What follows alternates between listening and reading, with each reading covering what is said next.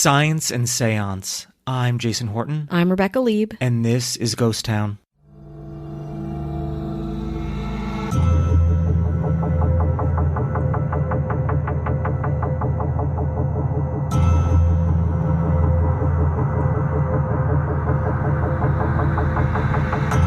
In the spring of 1905, two of history's most esteemed scientific minds, Marie Curie and her husband, Pierre Curie, left their children with their caretaker to attend a public event of great interest to them. At this point, the couple were huge celebrities, as just 2 years before, the Curies had been awarded the Nobel Prize for Physics in recognition of their groundbreaking work on radioactivity. Pierre was a professor at the prestigious Sorbonne University, and Marie, of course, had been the first woman in France to earn a doctorate and the first woman to win a Nobel Prize, in addition to being the first woman to become a professor at the University of Paris. They were a power couple and arguably the greatest scientific minds of their time. And they were about to spend the evening at a seance, hosted by controversial psychic medium Eusapia Palladino. Today on Ghost Town, the Curies, Eusapia Palladino, and the famed Institut Général Psychologique, at the time the world's premier center for psychic research. Despite their reputations as evidence-based researchers, the Curies approached the seance with open minds. Though this seems a little wild today, or maybe not, depending on what circles you run with, spiritualism during the early turn of the century extended to every community, even the most scientific. First appearing in the 1840s in upstate New York, spiritualism gained traction across the plains and over the Atlantic, forming European communities in London, Berlin, and of course, Paris. Spiritualism is essentially the belief in life after death, and distilled down very simply, very simply, a reaction to the burgeoning technology and science that spurred the Industrial Revolution. According to Barbara Goldsmith, in her book Obsessive Genius, The Inner World of Marie Curie, quote, "In a world where messages were being transmitted invisibly by means of the telegraph, spiritualists came to believe that, if this was possible, why not a spiritual telegraph, with which one might communicate with the dead?" Spiritualists believed humans had the responsibility to explore awareness beyond their own consciousness, to delve into the realms of other worlds, including the dead. A lot of spiritualism was about attempting to make contact, be it authentically or not so authentically, as grifters and fakes abounded, all trying to cash in on the profitable movement. That being said, spiritualism was so accepted and widespread, scientists would often work in partnership with a medium or a spiritualist to conduct experiments on energy, psychology, and matter. The Institut Général Psychologique, or the Institute of Psychology, was created by psychologist Henri Piron in 1920. Piron was a colleague of guys like Albert Einstein and Hans Driesch, the founding father of cloning, so he was in pretty good scientific company. Piron created the Institute as a dedicated space to study the mind, in addition to the cross-section of spiritualism and science, and it became, at first casual, and then a rigorous research foundation for spiritual phenomena. Eusapia Palladino had been invited to Paris by Piron, with the idea of having her seances be the centerpiece of the Institute's first steps into research. Truly, Palladino and her seances were considered the IGP's most ambitious project, monitoring Palladino's temperature, blood pressure, and reflexes, as well as recording her seances' meteorological conditions, acoustic vibrations, and magnetic fields. The goal for the Institut Général Psychologique was to determine whether Palladino's powers were in fact real, and if so, to place them within the context of known natural laws. So who was Eusapia Palladino, and why was she the person worthy of the Institute's focus? Well, Palladino lived a pretty wild life and had a cult following who attested that she was the real deal. Palladino was born in Minero Murge, Italy, on January 21st, 1854. She was orphaned young, her mother died in childbirth, and her father was killed in 1866. As a little girl, she talks of hearing strange sounds, seeing strange things, and quite honestly, experiencing traumatic events. Palladino attests to the fact that she would hear raps on the furniture, experienced eyes glaring at her in the darkness, and invisible hands stripping off her bedclothes, all as a young child. After her parents' death, the 12-year-old was adopted by a rich family in Naples to be their child's nanny. At the time, noted psychic investigator Signor Damiani was visiting Naples, and a different medium in London named John King spoke to Damiani about a powerful medium there who was supposedly his reincarnated daughter. He gave Damiani and his wife This reincarnate's address and street number. Sure enough, in 1872, Damiani went to the address and found young Palladino, a strange little girl, and took the young nursemaid under his wing. According to Damiani, the development of her abilities progressed at a rapid rate. In the first 5 or 6 years of studying mediumship, Palladino devoted herself to phenomena of movements without contact, then spectral appearances, and then cultivating phantom limbs, and then the materialization of figures from the beyond. At that point, she had also married a traveling conjurer and theatrical artist named Raphael Delgaze, whose store she helped manage as she built her strange skill set. For her seances, Palladino would gather a captive audience in a small room. She always knew what phenomena was going to take place and could warn whomever was witnessing her craft what was going to happen. She appeared to suffer greatly during her seances and controlled objects around her at will. Unlike other mediums at the time, manifesting, a very early version of it, was a big part of what would happen. A particular phenomenon had to be wished for incessantly, the strong desire fueling the occurrence. In these sessions, she was charismatic, raw, laughing and then crying, and flinging herself into the laps of her attendees. It was a true show, and one that evoked much in those who witnessed it. The first public figure who spoke out on her being the real deal was science enthusiast turned Palladino's manager, Ercole Chiaia. I'm pretty sure I'm saying that incorrectly. On August 9th, 1888, he wrote an open letter about Palladino, saying, quote, "The case I allude to is that of an invalid woman who belongs to the humblest class of society. She is nearly 30 years old and very ignorant. Her appearance is neither fascinating nor endowed with the power which modern criminologists call irresistible. But when she wishes, be it by day or by night, she can divert a curious group for an hour or so with the most surprising phenomena. Either bound to a seat or firmly held by the hands of the curious, she attracts to her the articles of furniture which surround her, lifts them up, holds them suspended in the air like Mahomet's coffin, and makes them come down again with unadulterated movements, as if they were obeying her will. In response to the requests of the spectators, something like flashes of electricity shoot forth from her body and envelop her or enwrap the spectators of these marvelous scenes. She draws upon cards that you hold out, everything that you want, figures, signatures, numbers, sentences, by just stretching out her hand towards the indicated place." He goes on for a while about Palladino. Quote, "She's like an India rubber doll, like an automaton of a new kind. She takes strange forms. How many legs and arms has she? We do not know.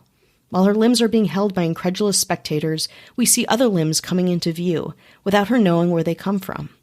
Her shoes are too small to fit these witch feet of hers, and the particular circumstance gives rise to the suspicion of the intervention of mysterious power." Because of Ercole Chiaia's outspoken Palladino superfandom, in July 1895, the 41-year-old was invited to England for a series of investigations into her mediumship. According to reports by acclaimed psychic investigators Frederick William Henry Myers, that's many names, and Oliver Lodge, all the phenomena observed in the Cambridge sittings were absolutely fake.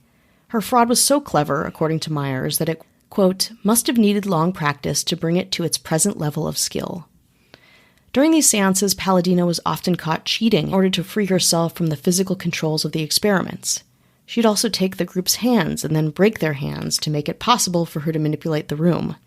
A scientist named Richard Hodgson observed Palladino free a hand to move objects in the room and use her feet to kick pieces of furniture. According to historian Ruth Brandon, quote, "Everything rested on the question whether Eusapia could get a hand or foot free occasionally. She wriggled so much that it was impossible to control her properly throughout. If she could get one hand, and sometimes a foot, free, everything could be explained." Because of these multiple discoveries of fraud, psychic investigators in Britain considered Palladino's mediumship to be permanently discredited, and she was banned from any further experiments in the UK. But in France, it was a totally different story. In 1898, Frederick William Henry Myers was invited to a series of seances in Paris with Charles Richet, the founder of the Institut Général Psychologique. One of these was with his old medium pal, Palladino. But this time, Myers was surprisingly convinced. Myers' support of Palladino created a big rift with his colleagues, but nonetheless, he believed, now, that she truly did possess supernatural powers. At the Institut Général Psychologique, Palladino conducted more than 40 seances, producing a range of dramatic and confounding phenomena: floating objects, translucent forms, touches from cold, invisible hands. Quote, "No other medium has been studied with so much care, for so long a period, and by so many scientific men," wrote Hereward Carrington, a science journalist who investigated Palladino in the early 1900s. And this is where we reconvene with the Curies, who, on the forefront of magnets, X-rays, and radioactivity, knew that, well, there was far more to know, and were eager students of the unknown universe. Let's take a break. Hi, hello, how are you? Hello. How are you doing? How's it going out there? Oh, good. Oh, good? Yeah. You can't speak for them. Can you? I can speak with them. You speak with them? Yeah. Oh. They're all hanging out in my mind. Wow. Yeah. That sounds fun. We want to say hello to anyone who's listening, supporting us, spreading the good word of Ghost Town. We thank you, we thank you, we thank you. Thank you. Thank you so much. And a good old-fashioned what's up to the Ghost Town government. Woo! We got the mayors with the ability to find out if they accept an invitation to something, if they know if it's going to end up being canceled, then they'll be relieved, but they still seem like the good guy. Yeah. That'd be great. That's place a to be. great gift. Obsessed with that. Well, you're going to want to go to Marissa Rothermel. Hello. For someone who will know if you should get dressed to impress in case you're going to run into an ex. If you're out, you're like, oh, quick trip to Target. I can just wear whatever, sweats and some dank shirt. Like stained ass shit. Yeah. Look like shit. But then you run into your ex and they're You're like, looking oh. good, so you want to look good, but you need to go to Target. You would say, well, just don't go to Target. It's like, but you need to go. We need to go. You need to go. So this is someone who lets you know when you're going to run into an ex? Yes, but so you know to look. Yeah, you know when to like look right. Yeah. Yeah, I need that too. Well, you're going to have to talk to Emma Hopkins about that. Hello. If you want somebody who can tell you that the person that they're making plans with are going to be indecisive and be like, no, you decide, no, you decide, no, you decide, no, you decide. You can plan ahead and just figure out what that thing is to save a lot of time. Cut the shit. Cut it out. Cut the shit. That's Matthew Clemens LeRae. Hello. God, I want all of these superpowers.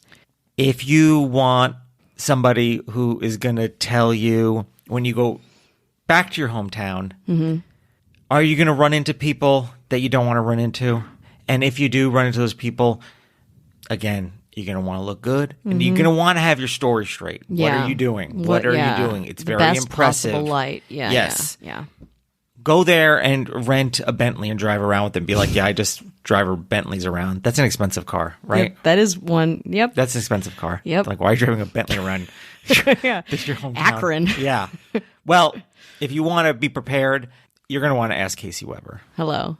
If you want somebody who is going to tell you that when you plan a vacation, there's so many options. You know, hotel, this, that, the everything. That's going to tell you the truly best deal for all those things. You know what I mean? Oh, this looks good. That no. This is what you want. Definitive. You want that. You want to take that flight. You know, you rather have a hotel because Airbnb is sometimes not worth it. Garbage. You're getting the absolute true best deal. Don't listen to these stupid websites. You're going to want to talk to Kelly Meehan. Hello. These are all pretty good, huh? These are. I mean, I feel like I'm like getting really jealous of our fucking government. Yeah, they have all these like really. You know, I'm like, you get to have that. This person will tell you when you get in the car and you want to get somewhere, the absolute truest best way to get there. Like you're gonna miss all the traffic, and they know ahead. Like if something pops up, they're gonna know it. You don't listen to these apps; they don't know. They can't tell you if there's like, somebody is making a left when there's no left because it's during rush hour, or there's an accident. Yeah, this takes you down some weird, tiny road that's gonna make your life hell. Truly get there faster than anybody else could possibly get there. How's that? Whoa, that'd be nice, right? That's great. That you're gonna want to take a ride with Cat Joselle. Damn. If you want somebody who's going to tell you that haircut's going to work out. When you're going to take a chance, you feel like taking a chance, you're bringing a picture, you're bringing a this, you want to do bangs, you want to do that, you want to color because, you're feeling like, I need a shake up. Yeah. I got to shake it up. But sometimes you shake it You up. take it and too far. You're shaking yourself. It's like shit. Yeah. Yeah. This person will tell you, yeah, this is going to be the look for you, or no. You're going to ruin your life. And then when you show up at Target, oh no, and then you see your ex looking younger than ever. Yeah, you want to make sure that you got the right look and don't make a huge mistake. You're going to want to talk to Ashley Matson. Hello. And our governor. Well, here we are. What our governor's going to tell you? What? All the dirt, the nasty, nasty dirt on the people you're afraid to run into. Ooh, so when you run into them yes. and they're just like, oh, me? Oh, yeah, job's going great. And and you're like, job's that's not going bullshit. great. Like, really? Huh. Odd. I thought I saw your LinkedIn just changed. That's so weird that it's going so well. I heard I heard your relationship was, maybe on the rocks because just separate beds.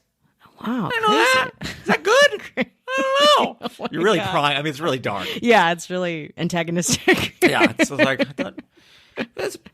Was your addiction issues popping up again? Wow, oh, that's weird. Okay. That sounds different than what you're portraying. Yeah. How do I know that? I don't know. You're in the pocket of our governor, Avian Noble. You want no ads, no chit chat, bonus episodes, just the good stuff. 7 days free. My senses are telling me go to patreon.com/ghosttownpod. Oh my God, this break really hit home. This break really manipulated me in a way that I don't know. I'm gonna have to really. You process. realize you don't have access to any of that, and you're just thrust into the world, just crumbling, bumbling down. I know, like falling down a flight of stairs every time. I'm a helpless baby child, and I can and will be taken advantage of. Speaking of which, let's get back to 1903 Paris, where newly Nobel Prized Marie and Pierre Curie are also perhaps being taken advantage of. They are students of the spiritualist movement, and they are open to nature's mysteries. Quote, "We know little about the medium that surrounds us, since our knowledge is limited to phenomena which can affect our senses. Directly or indirectly," they wrote in 1902. Pierre, in particular, was entranced by spiritualism. Introduced to it by his brother, Jacques Curie, also a scientist, he confessed in an 1894 letter to Marie that, quote, "Those spiritual phenomena intensely interest me." Pretty literal. He believed that the paranormal realm was relevant to questions that deal with physics, and according to biographer Anna Herwick, thought that spiritualism might uncover, quote, "the source of an unknown energy that would reveal the secret of radioactivity." Both Curies attended multiple seances with Palladino, which they considered, by all accounts, to be scientific experiments. Based on my research, Marie was interested but not obsessed. But that can't be said for Pierre. Marie Curie's husband felt passionately that Palladino was the real thing, and let his inner circle know as much. In 1905, he wrote to his physicist friend Georges Goy, saying, quote, "The phenomena that we saw appeared inexplicable as trickery." With lighting so they could basically see all around them. Everyone held hands, so that Palladino's hands, according to Curie, were held and accounted for. And yet somehow, even with these things being seemingly transparent, she really wowed her scientific audience. Quote, "Tables raised from all four legs, movements of objects from a distance, hands that pinch or caress you, luminous apparitions," Curie wrote, amazingly, to Goy. Just a few days before his death in 1906, Pierre wrote again to Goy, describing the last Palladino seance he would ever witness. Quote, "These phenomena really exist, and it is no longer possible for me to doubt it," he proclaimed. "There is here, in my opinion, a whole domain of entirely new facts and physical states in space, of which we have no conception." On April 19th, 1906, despite bouts of almost deadly radiation poisoning, Pierre Curie would die in a freak street collision on a rainy day in Paris, falling under the wheel of a heavy horse-drawn cart. The 46-year-old's skull was fractured, killing him instantly. His death was sudden and horrible, and his daughters and wife were grief-stricken. His daughter Eve would later remember that after Pierre died, quote, "Madame Curie became not only a widow, but at the same time a pitiful and incurably lonely woman." But Marie Curie wasn't a denier of Palladino's power or of spiritualism, especially after Pierre's death. In fact, at that point, she kind of became a supporter. After her husband's accident, Marie Curie asked to have a private session with Palladino at a friend's home named Sergei Yurovich. We know this because Yurovich alluded in his 1944 article to this event, which was held in strict confidence. What happened in that room, we'll never really know. But publicly, Marie was a supporter, continuing to attend the IGP and all in all, going to 43 seances held by Palladino. Again, whatever happened in her session with Palladino likely made her even more of a believer in communication with those in the afterlife, as Marie continued to try and communicate with her husband for years to come. In letters and journal entries, Marie would converse with her dead husband. She says, quote, "I put my head against the coffin, and in great distress, I spoke to you. I told you that I loved you and that I had always loved you with all my heart." And then she almost conjures him. Quote, "It seems to me that from this cold contact of my forehead with the casket, something came to me, something like a calm and an intuition that I would yet find the courage to live. Perhaps," Marie writes, "it was just an illusion. Or was it," she asks her husband, quote, "an accumulation of energy coming from you?" Marie Curie would go on to live for almost 3 decades more, winning another Nobel Prize in Chemistry in 1911 for her discovery of the elements polonium and radium, and founding the Curie Institut in Paris in 1920 and the Curie Institute in Warsaw in 1932, massive medical research centers. She also developed the first mobile radiography unit, providing X-ray services to field hospitals in World War I. But what she studied would eventually kill her, and the iconic scientist died on July 4th, 1934, at age 66 from aplastic anemia, believed to have been contracted from her long-term exposure to radiation. Palladino, of course, kept on doing her thing. She did a long mediumship stint back in Italy, where she was again called out as being a fraud, and then in 1909, heavily publicized by the New York Times and Cosmopolitan, Palladino went to Columbia University in New York City, where she was caught in a trick by a Columbia psychology professor.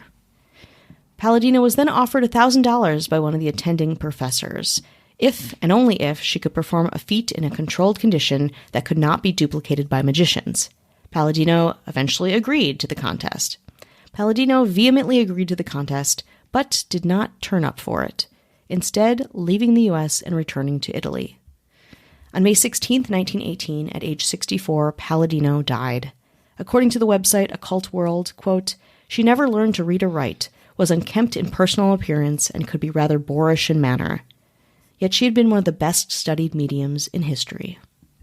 The Institut Général Psychologique continues to operate to this day as part of the Paris City University in the School of Social Science and Humanities. There you can study psychology in all forms at a bachelor's, master's, or doctorate level, though there are no concentrations in psychic mediumship, showmanship, or seance studies. Yet.